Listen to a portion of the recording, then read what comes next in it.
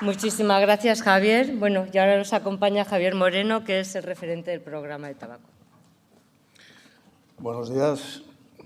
No sé si se me oye por el micrófono que llevo en la diadema o por... Bueno, da lo mismo. Antes de empezar, quiero daros las gracias, como no, a todos por haber venido.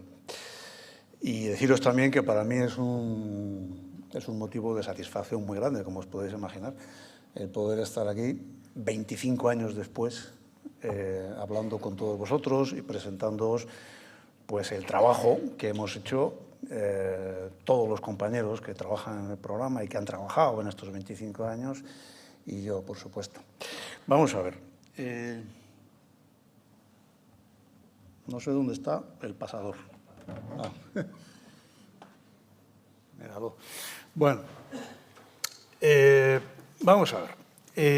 Cuando se habla de un programa, quizá creo yo que es obligado empezar por justificarlo. O sea, ¿por qué existe este programa? ¿Por qué ha existido durante tantos años? ¿Por qué creemos que tiene que seguir existiendo?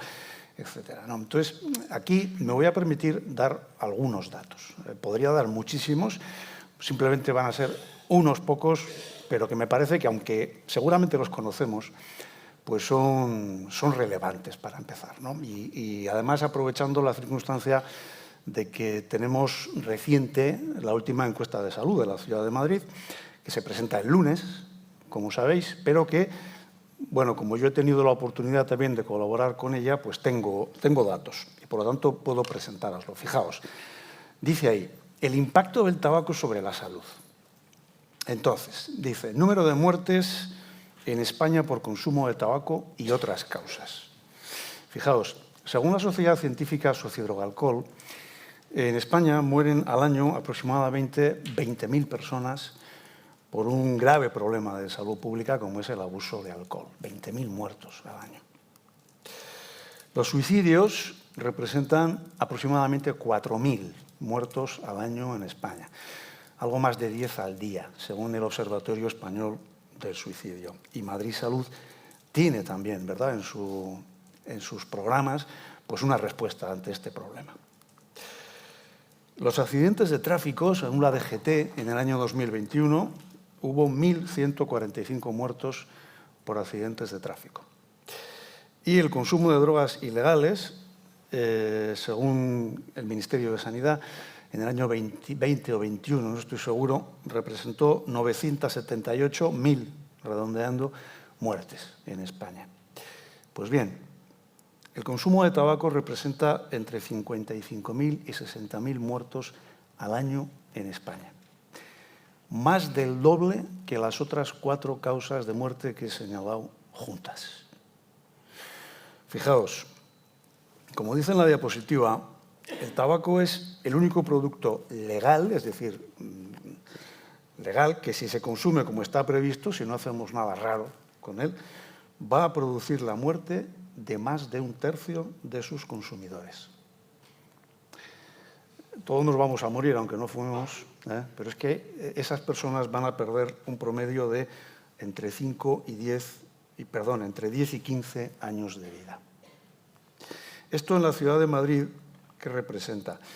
Bueno, pues tirando de encuesta de salud y tirando de censo, podemos afirmar que, puesto que en la Ciudad de Madrid son fumadores diarios un 16,29% de las personas mayores de 15 años y un 3,67% son fumadores ocasionales, la mayoría de estos son jóvenes que están en proceso de transición hacia el consumo diario. Esto significa que en la Ciudad de Madrid hay aproximadamente 570.000 personas fumadoras, de las cuales más de 1/3 van a morir como consecuencia del hábito de fumar. El tabaco es factor de riesgo en 6 de las 8 principales causas de muerte. Este gráfico que veis aquí es un gráfico de la OMS, donde aparecen representadas las 8 principales causas de muerte en el mundo. La parte rayada es la parte que es atribuible al consumo de tabaco, ¿no? Y veis que en todas es factor de riesgo, excepto en 2.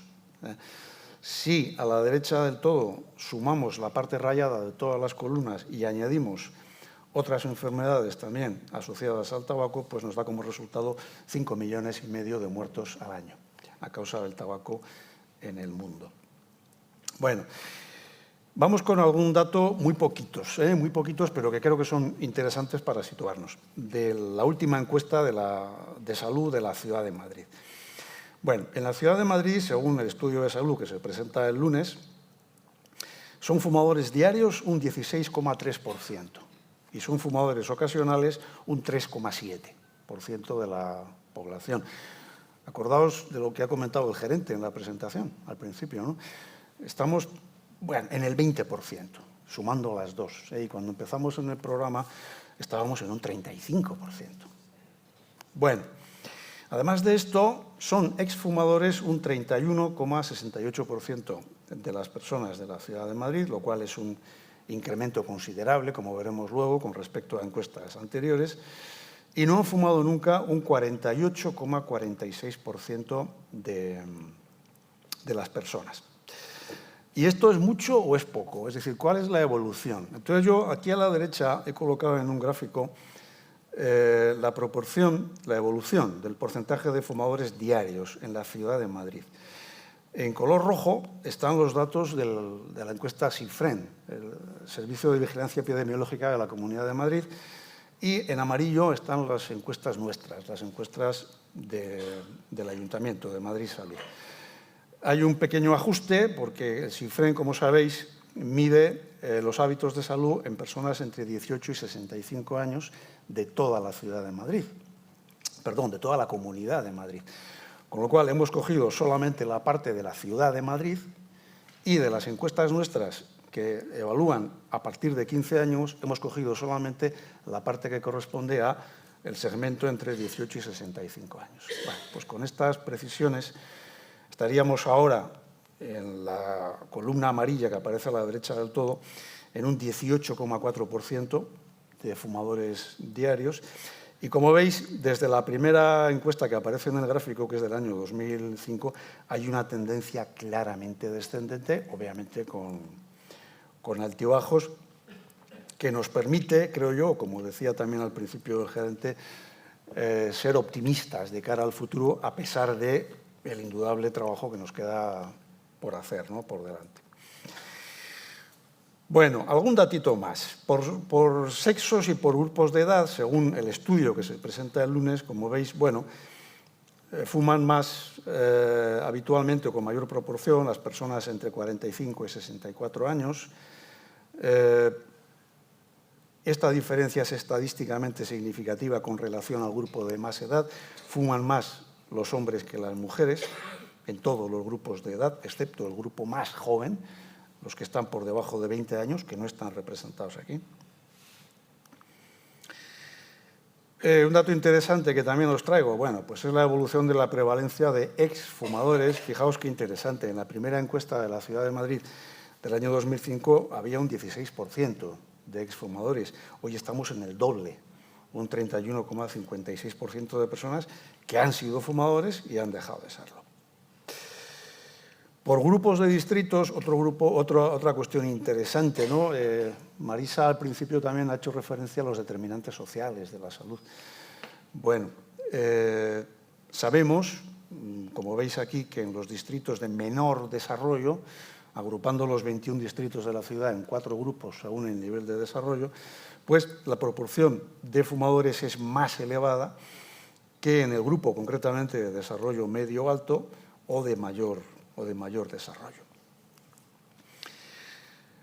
Otro dato que me ha parecido interesante traeros aquí es la prevalencia del uso de dispositivos electrónicos de liberación de nicotina o de calentamiento de tabaco por grupos de edad, ¿no? Bueno, como era previsible, los más jóvenes, el grupo entre 15 y 29 años, son los que con mayor frecuencia han utilizado algún tipo de dispositivo electrónico.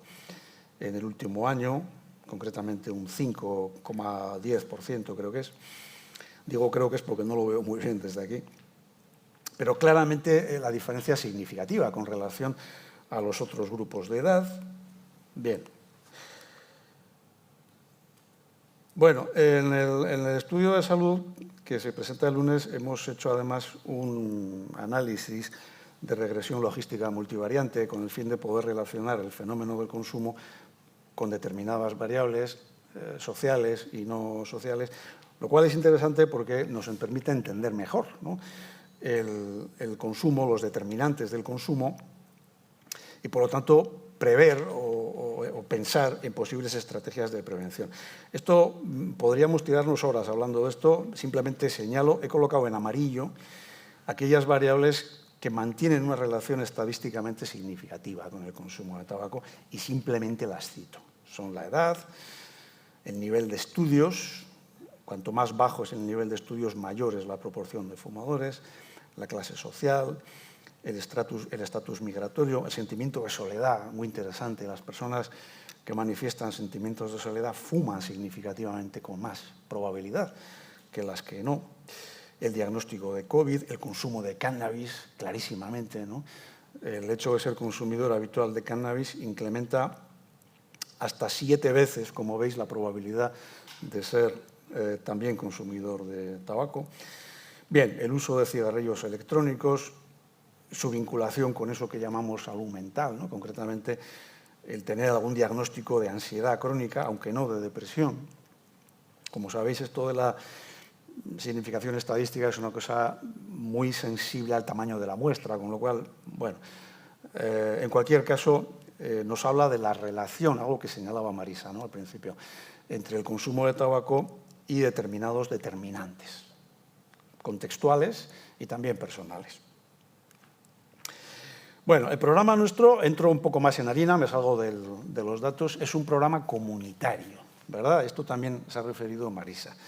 No es un programa clínico de asistencia que se presta en un hospital. Bueno, por lo tanto, como programa comunitario, pues tiene una visión ecológica, es decir, entendemos que el fenómeno del consumo de tabaco no es un fenómeno individual, no es algo que se entienda simplemente mirando en el cerebro del adicto, por mucho que estén de moda las explicaciones cerebrocéntricas, ¿verdad?, sino que tiene que ver con la interacción biográfica de las personas con el contexto en el que viven y con determinados aspectos del contexto. Es un programa que tiene una dimensión de participación, de intersectorialidad, no es un asunto solo ni exclusivamente de expertos. Como programa comunitario, pues tenemos una dimensión de prevención, de promoción de la salud, por lo tanto, de apoyo a políticas públicas de creación de ambientes saludables, a énfasis en educación para la salud, aprendizaje de competencias, estilo de búsqueda, ¿verdad?, de salir de los centros, etcétera, etcétera. No me detengo aquí, simplemente lo apunto porque me parece interesante.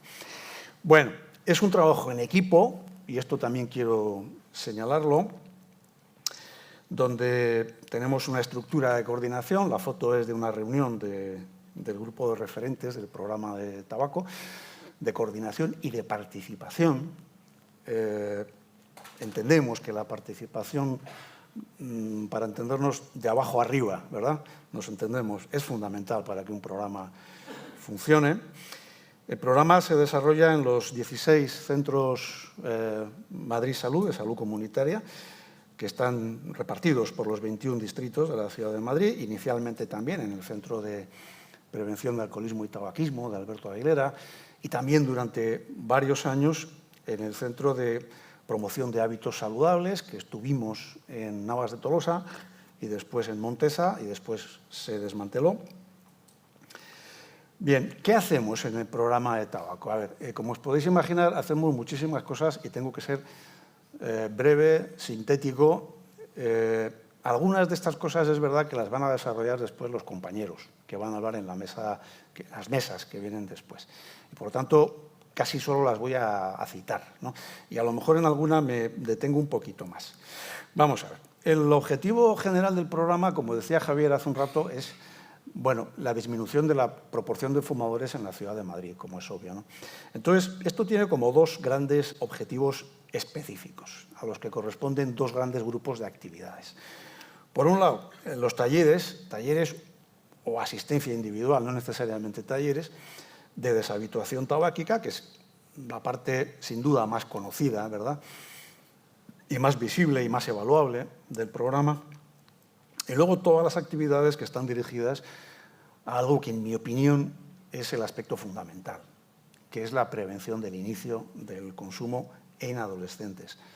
Entre paréntesis, el problema del consumo de tabaco es un problema adolescente. Aunque la gente enferme y muera por el tabaco siendo adulto, se empieza a fumar durante la adolescencia. Es muy raro que a partir de los 20 años alguien que no lo ha sido antes se convierta en fumador. Bien, y bueno, pues además de estos objetivos y actividades centrales, hay actividades que son instrumentales o de soporte, ¿no?, que soportan las otras dos, y que yo he dividido en 5. Por un lado, todo lo que tiene que ver con el establecimiento de acuerdos, de alianzas, de convenios. Segundo, elaboración de documentación, elaboración de publicaciones.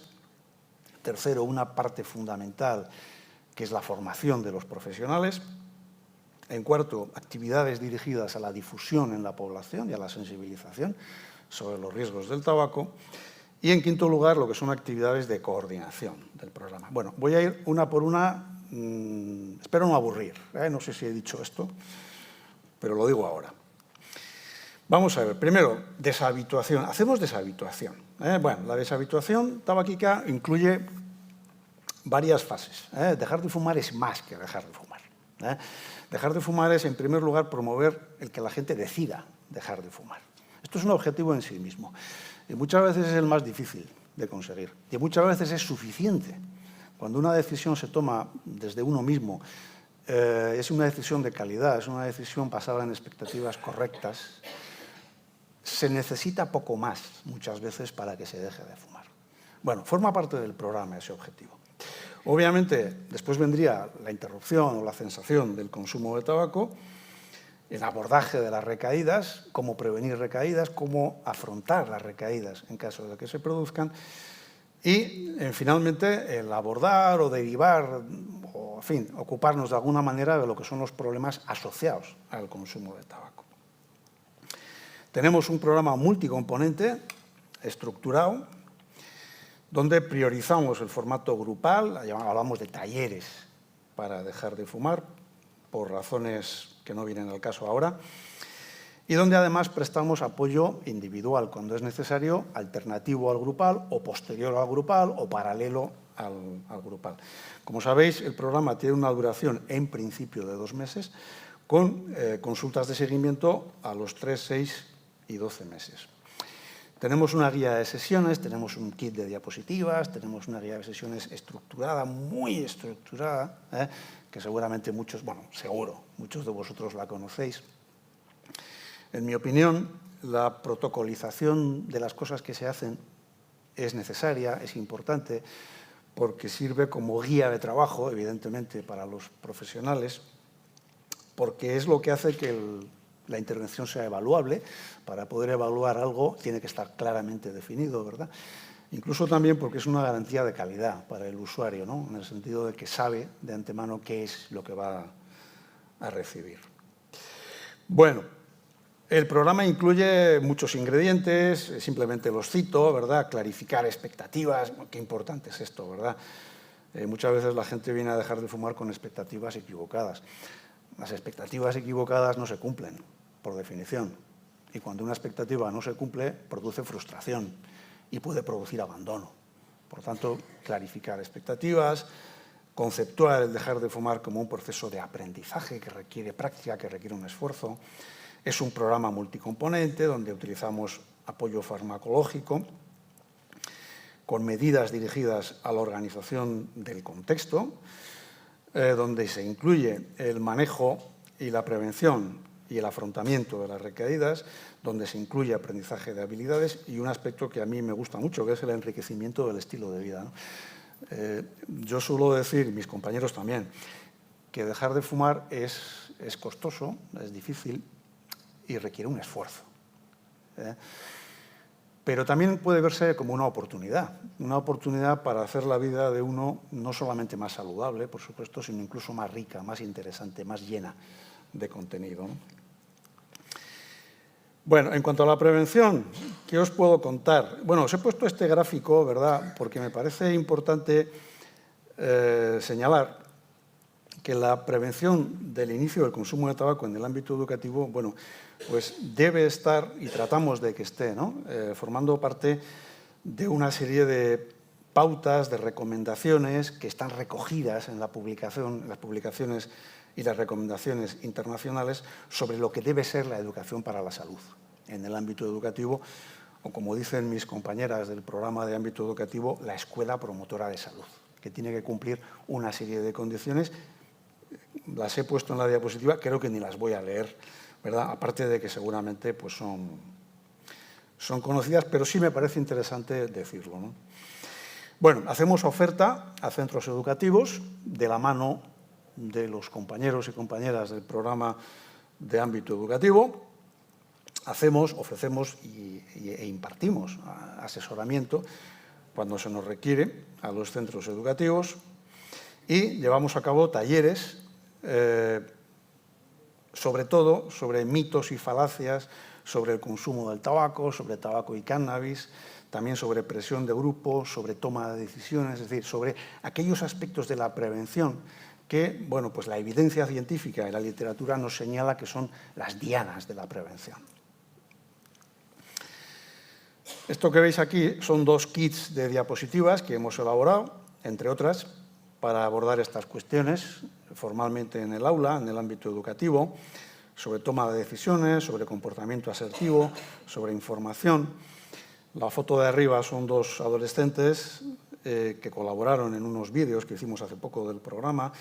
La foto de abajo son 2 compañeras del CMS de Usera en una intervención, en un taller en ámbito educativo. Esto que veis es uno de los materiales que hemos elaborado para trabajar no solamente en ámbito educativo, también en otros contextos se pueden utilizar, sobre mitos y falacias acerca del consumo de tabaco y que se puede usar de muchas maneras. Esto es una parte de la página web de Madrid Salud donde se puede acceder a una aplicación, digamos, interactiva sobre mitos acerca del tabaco y el cannabis, donde se contesta verdadero o falso, se recibe una información correctora, etcétera, ¿no? Esto funciona. Tenía dudas de que funcionara, pero sí. Bueno, son pequeños vídeos que tenemos colocados en redes sociales.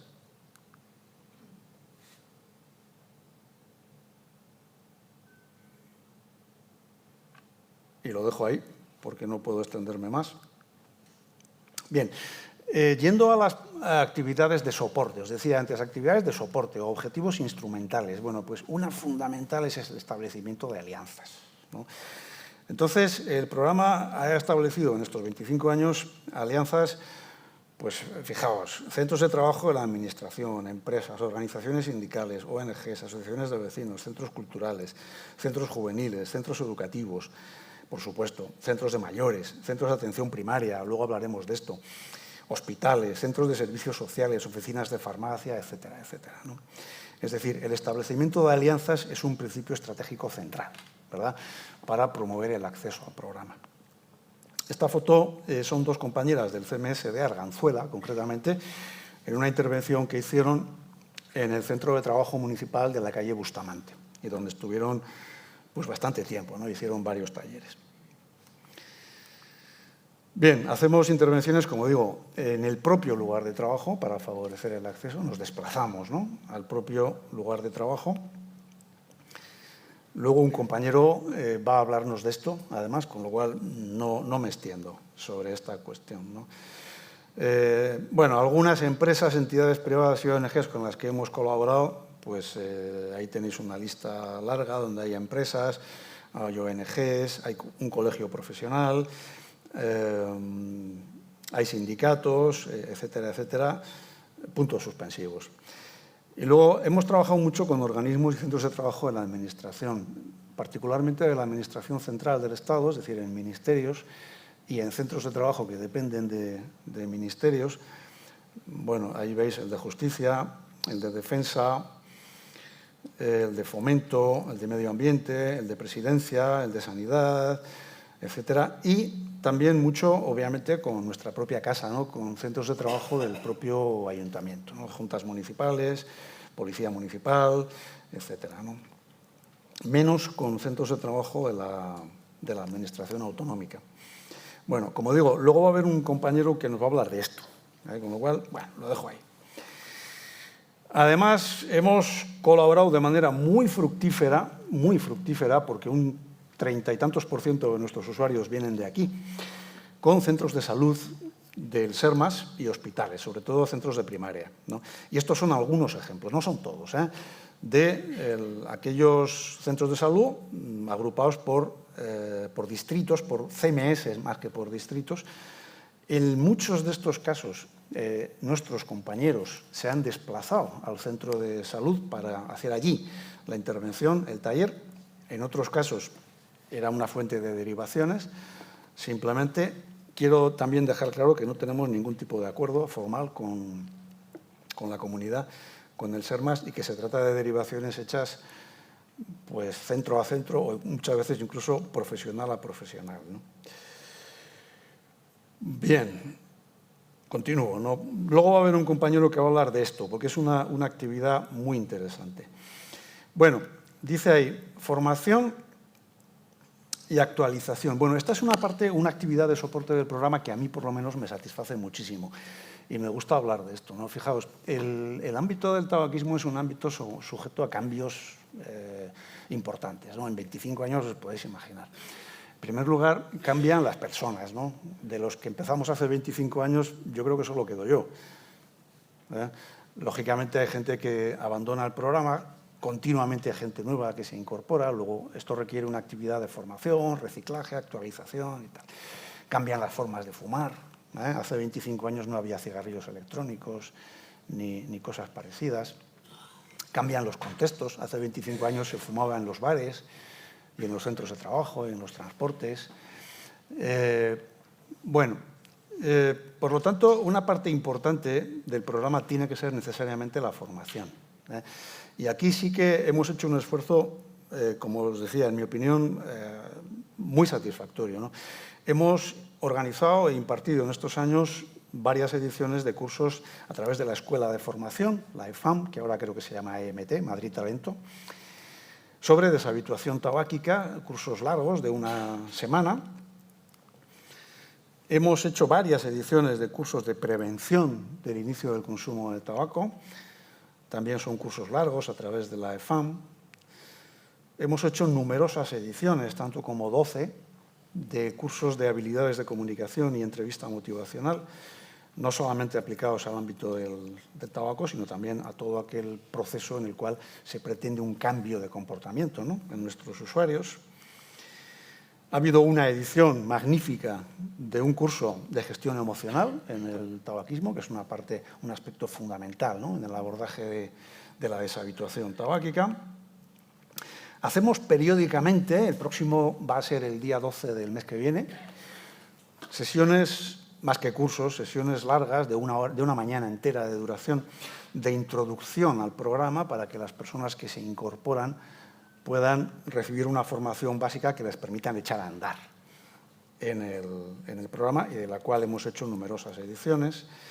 Obviamente organizamos sesiones monográficas, generalmente en el contexto de las reuniones de referentes, donde abordamos determinadas cuestiones específicas a medida que surgen, ¿no? La última, recuerdo que fue sobre la citisina, el todacitán, fármaco nuevo para la deshabituación.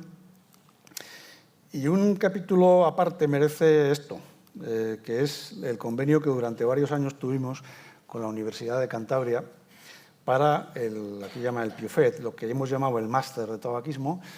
Era un máster que se impartía en la ciudad de Madrid. Digo se impartía porque ya no se hace, que hacía que los estudiantes del máster vinieran a los CMS rotando para prácticas de deshabituación, y a cambio nuestros profesionales podían optar a becas para cursar el máster. Eso dio como resultado que hoy por hoy tenemos 20 compañeros, 20 profesionales de Madrid Salud que son másteres en tabaquismo, ¿no? Lo cual es un nivel formativo que yo creo que no existe, ¿no?, en ninguna otra organización dedicada a estas cosas. Bueno, hemos elaborado numerosa documentación, numerosas publicaciones. Primero, para el público, bueno, pues ahí hay algunos ejemplos. Esto que veis abajo a la izquierda es un cuadernillo que entregamos a todos los participantes en los grupos de deshabituación. Está por ahí también la guía para dejar de fumar que publicamos hace ya muchos años, el tríptico que entregamos en actividades de difusión, el diploma que entregamos a las personas que no que dejan de fumar, sino que participan en los talleres, bueno, etcétera, ¿no? Bueno, tenemos kits de diapositivas dirigidas a la información y sensibilización, pero ya cuando lo presentamos en contextos más cerrados, por ejemplo, en una empresa, cartelería y folletos sobre información, sobre el cigarrillo electrónico. Ese cartel que veis por ahí es uno que hicimos con el Colegio de Odontólogos, cartelería para colocar a la entrada también de los CMS. Para profesionales hemos publicado también muchas cosas, la guía de talleres de deshabituación. Eso que pone ahí entrevista motivacional es una publicación que sacamos en el contexto de un programa en el que estuvimos participando, un programa del Comité Nacional de Prevención del Tabaquismo, donde trabajábamos sobre la relación entre tabaco y cannabis, que dio como resultado una serie de materiales, de publicaciones, que estuvo liderado por nuestro querido ponente, que hablará después, Joseba Zavala, y que Madrid Salud lo publicó. Bueno, hay un DVD por ahí sobre entrevista motivacional. Este señor que está abajo a la izquierda es Andrés Zamorano, presidente del CNPT, que colaboró con nosotros también en un vídeo. Hemos publicado trabajos en ámbito más profesional o más científico, el libro al que ha hecho referencia Javier, que es una cosa a la que tenemos mucho cariño, que visto desde la perspectiva de hoy, pues es claramente mejorable. Aparte de eso, bueno, publicaciones sobre entrevista motivacional, sobre marcadores biológicos del tabaquismo, sobre factores asociados al éxito en programas para dejar de fumar, sobre el programa que tuvimos en su momento para dejar de fumar online, etcétera, ¿no? A ver, que me he saltado. Ahí. Hemos participado en numerosísimas jornadas, congresos, de manera como ponentes, quiero decir, como ponentes, conferenciantes o impartidores de talleres. Hemos sido asiduos, habituales, por ejemplo, en los congresos del CNPT, sobre todo, también en los de la SEDET.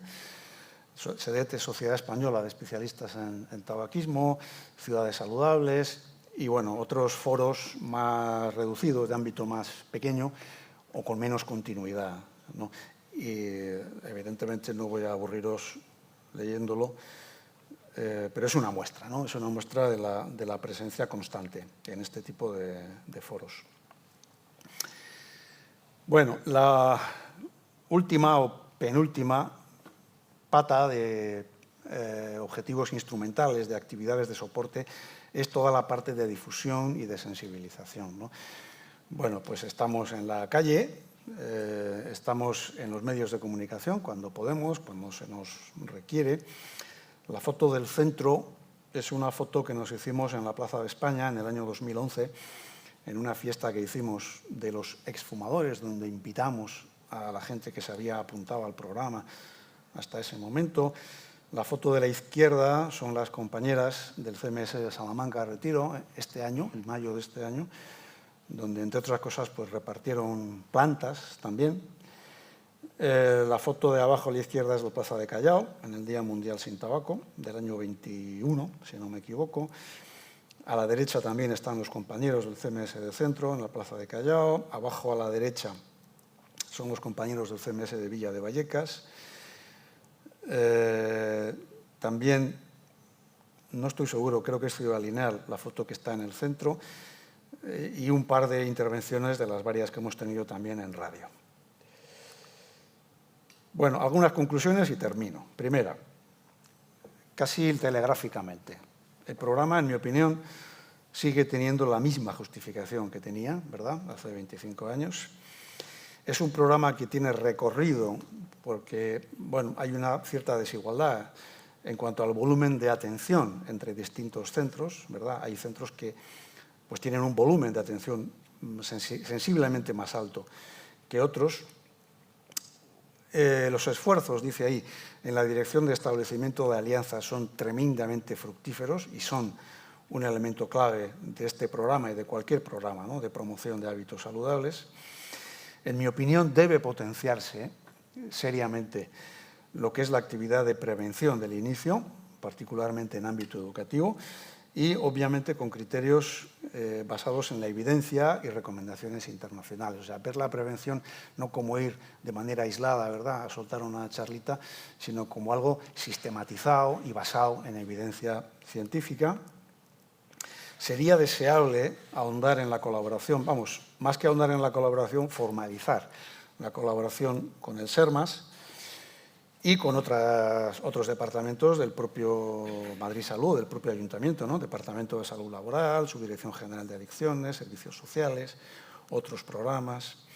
Y, bueno, potenciar y mejorar el conocimiento del programa por parte de la población y, cómo no, apoyar la adopción de medidas legislativas, ¿no?, que no son cosa nuestra, del Ayuntamiento, pero sí lo es el cumplimiento de las existentes, ¿no?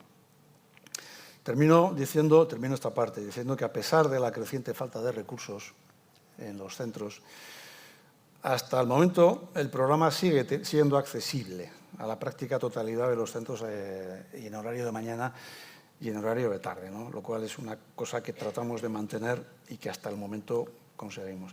Bueno, ahí dice gracias, pero estas gracias no son para vosotros, porque creo que ya os he dado las gracias al principio, ¿no? Estas gracias van dirigidas a los compañeros que trabajan en el programa y que han trabajado durante estos 25 años y con los cuales quiero decir que yo como coordinador del programa pues es un placer enorme trabajar. Tenemos un equipo de profesionales magníficos y con una disposición excelente que mi trabajo desde luego lo hacen muy fácil, ¿eh? Y la prueba yo creo que está en esta misma sesión, esta misma jornada, donde cuando yo me he puesto a llamar a la gente y, oye, ¿por qué no hablas de esto? ¿Por qué no participas? ¿Por qué tal? Prácticamente no he recibido ninguna negativa, más bien todo lo contrario. Ha habido quien me ha llamado, oye, Javier, que yo también quiero hablar de esto y tal. O sea que gracias sinceramente a los compañeros que trabajan en el programa. Y no sé si hay tiempo para alguna pregunta. En todo caso, yo aquí termino la exposición.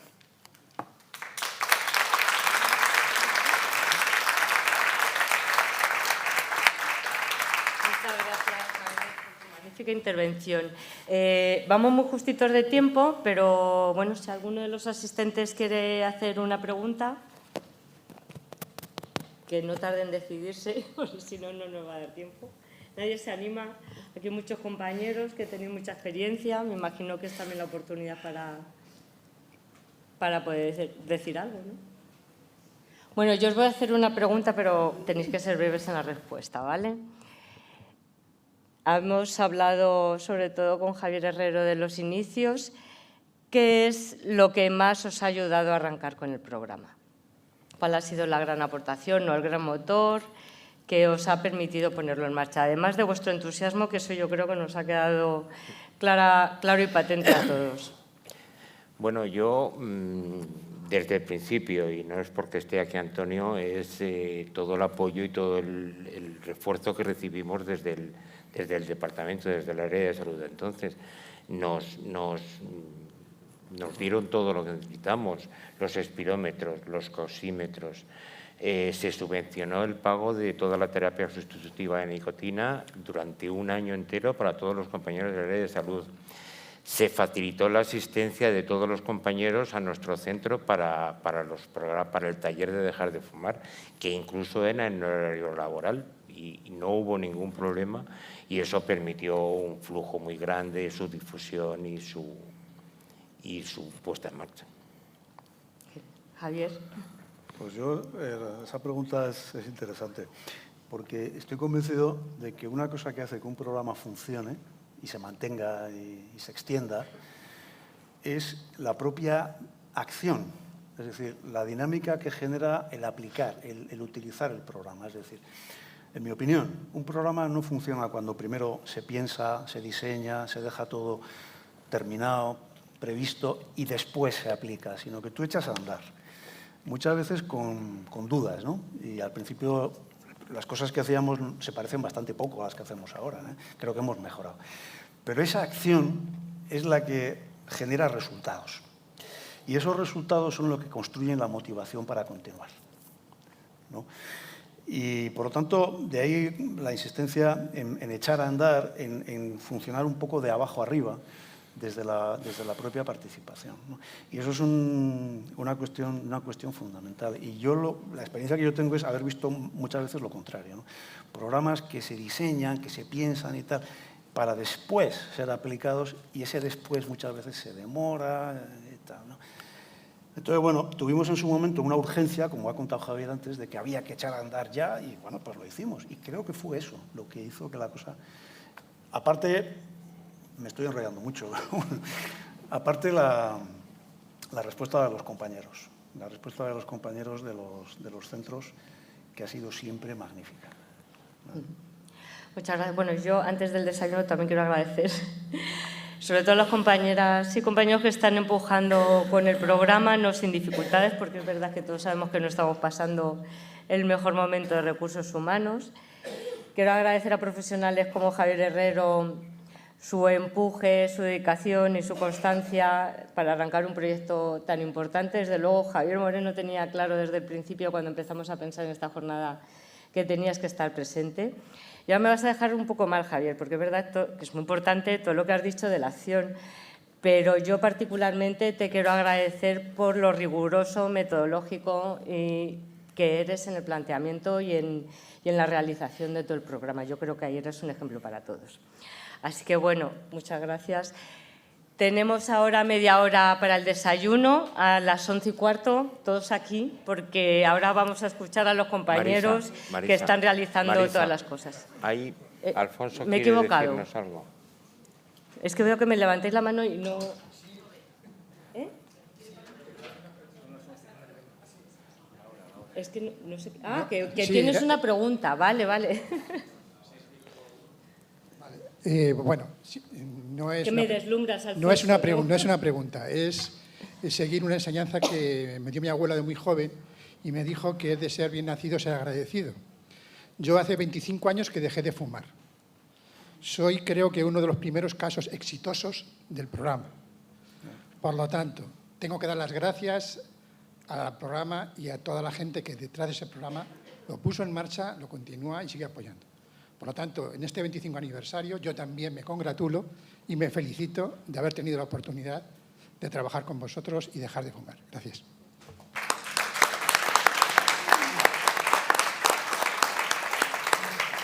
Bueno, pues continuamos agradeciéndonos en el desayuno.